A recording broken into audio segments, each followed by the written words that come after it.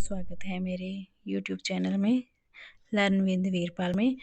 आज हम ज्योग्राफी के PYQs करेंगे और ज्योग्राफी में हम भूगोल का अर्थ है विषय क्षेत्र से संबंधित जो PYQs है वो करेंगे, जो PGT में और TGT में, ठीक है, यूपी PGT राजस्थान, ठीक है, सभी में जो क्वेश्चन आए हुए हैं वो क्वेश्चन देखेंगे और साथ में उनकी व्याख्या भी देखेंगे।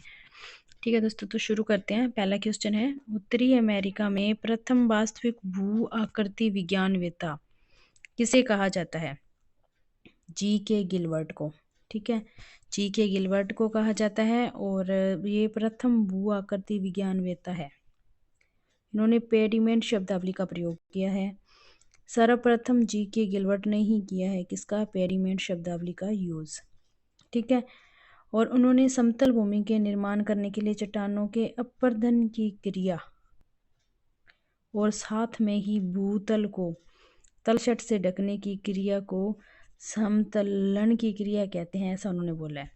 मतलब कि उसने ये एक बात बोली है कि जो चट्टानों का अपरदन है, ठीक है, ये चट्टानी है, ठीक है, इनका अपरदन होता रहता है, ठीक है, और ये जो भूतल है ये भूतल है और ये समतल होता रहता है।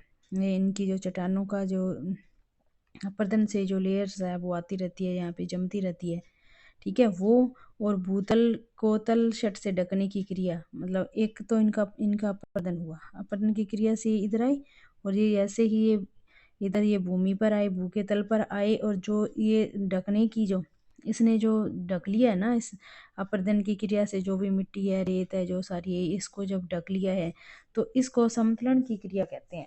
भी ये पहले तो ये ऐसे करके चट्टान थी, ठीक है, धीरे धीरे वो इस तरीके से हो गई और ठीक है, फिर उसके बाद में धीरे धीरे वैसे समतल पार्ट बन गया, इसको समतलन बोला है। ठीक है, और G.K. गिलबर्ट ने स्थल रूपों के निर्माण संबंधी कई नियमों तथा गतिक संतुलन सिद्धांत का प्रतिपादन भी किया है। दूसरा क्वेश्चन, निम्नलिखित में कौन भूगोल को मानचित्र बनाने के विज्ञान के रूप में व्याख्या किया है? मतलब किसने की है? ये है भाई क्लॉडियस टोल्मी। ठीक है, क्लॉडियस टोल्मी ने ही बताया है कि भूगोल को मानचित्र बनाने वाले विज्ञान के रूप में देखा जाता है। ठीक है, टोल्मी क्या है? एक महान खगोल शास्त्री है, ये बात याद रखो, मोस्ट इम्पोर्टेंट क्वेश्चन है कि टोल्मी एक महान खगोल शास्त्री है। खगोल शास्त्र की पुस्तक लिखी थी इसने अल्माजेस्ट की रचना की थी। ठीक है, इसने प्रेक्षण, अन्वेषण, लेखन तथा टोल्मी ने गणितीय भूगोल, मानचित्र कला और सामान्य भूगोल के क्षेत्र में महत्वपूर्ण योगदान भी दिया है। ओके, और टोल्मी की प्रसिद्ध पुस्तकें हैं जिसमें जियोग्राफिया, ग्रहीय परिकल्पना, एनालिमा, ये इम्पोर्टेंट पुस्तकें हैं। स्टेबो ने बताया कि वर्णन किया है कि 17 खंडों वाला भौगोलिक विश्वकोश में संकलन किया है जिसका नाम जियोग्राफिया रखा है, तथा हिकेटियस की प्रसिद्ध पुस्तक है पीरियोडस। हिकेटियस की कौन सी पुस्तक है? पीरियोडस। ये है जस पीरियोडस पुस्तक है, इसका नाम जस, इन्होंने ओनली पीरियोडिस लिखा है।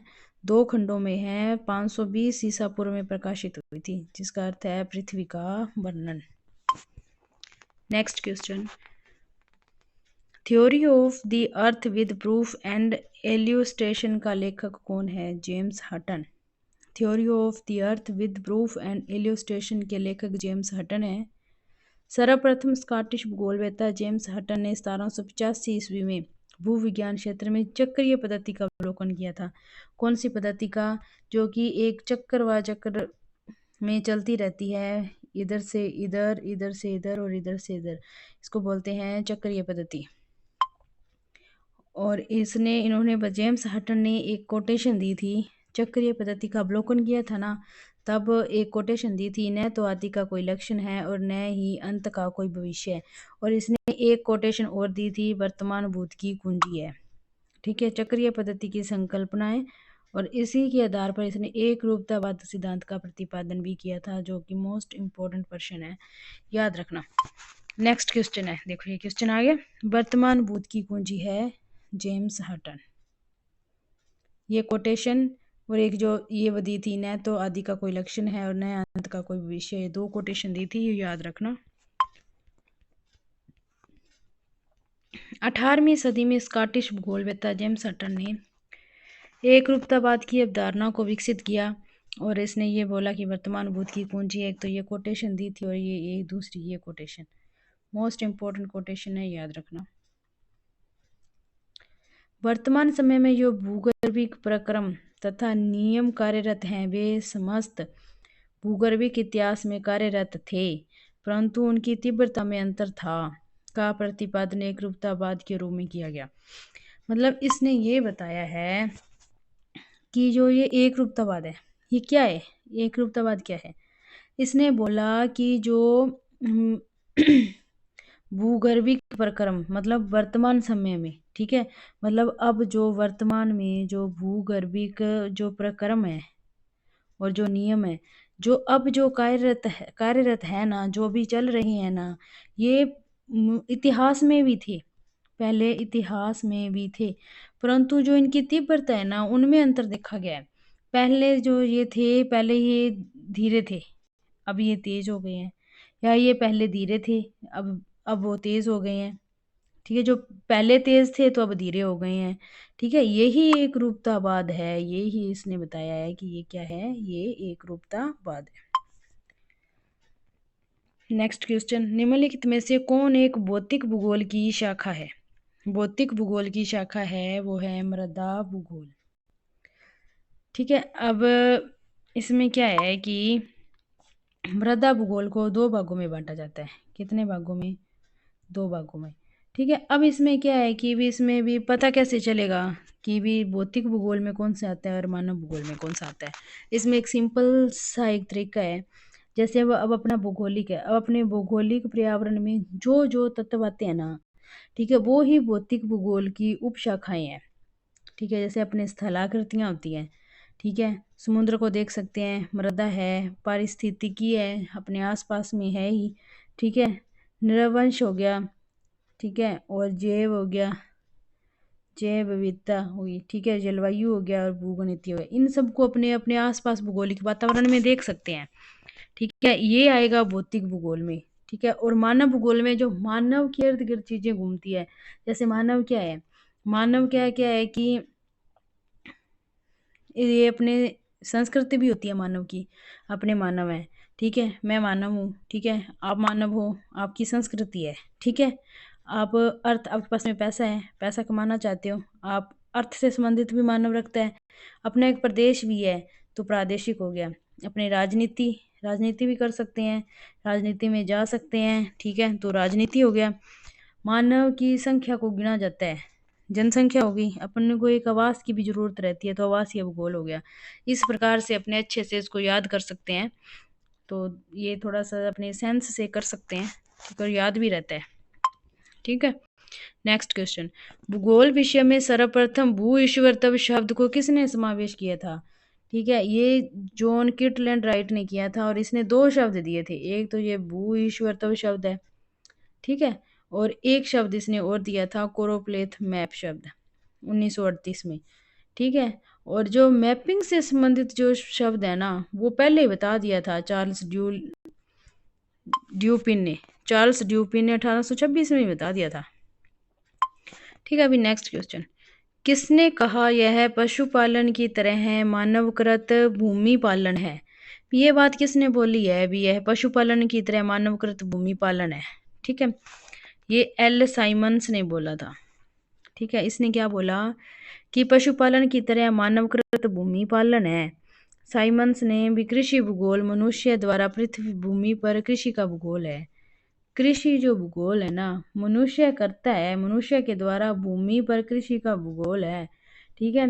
कृषि भूगोल कृषि कार्यों के में स्थानिक वितरण हो गया, उनका संबंध हो गया, आपसी में पारस्परिक क्रियाओं का जो विश्लेषण है, ठीक है, इनका जो प्रादेशिक जो स्वरूप है ना, उसकी व्याख्या करने वाला विज्ञान है, ठीक है। इसने ये बात बताई है और इसने ये और बताया है कि जो कृषि है ना, जो वर्तमान समय में ना एक उद्यम है, एक उद्योग है, जिसका मूल उद्देश्य क्या रह गया है, ओनली लाभ कमाना ही रह गया है, ठीक है दोस्तों। नेक्स्ट क्वेश्चन, अब ये बुक्स है, ठीक है, अभी ये बुक्स का क्वेश्चन आया है, इसमें क्या है कि अब cultural geography and evolutionary to और ह्यूमनाइज्ड अर्थ, ये पुस्तक जे स्पेंसर की है।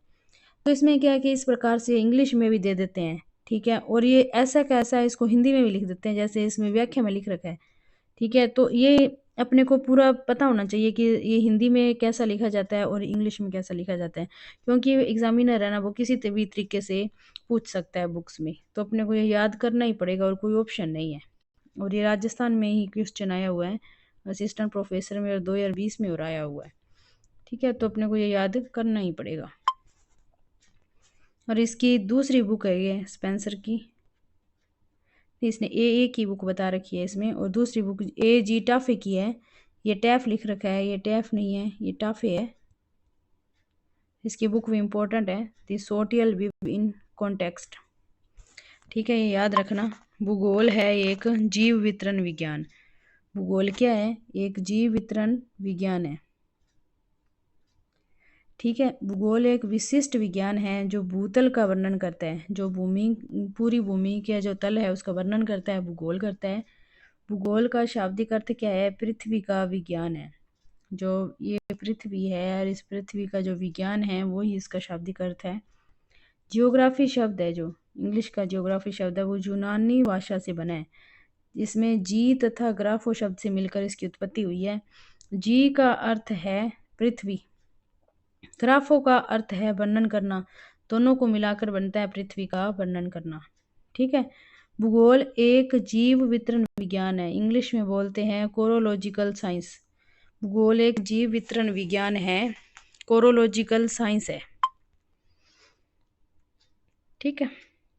निम्नलिखित में से सर्वप्रथम किसने मापक पर विश्व मानचित्र की रचना का प्रयास किया है? एक मापक पर विश्व मानचित्र की रचना का प्रयास किसने किया था? एनेक्सिमेंडर ने किया था। सर्वप्रथम विश्व मानचित्र की रचना की थी एनेक्सिमेंडर ने।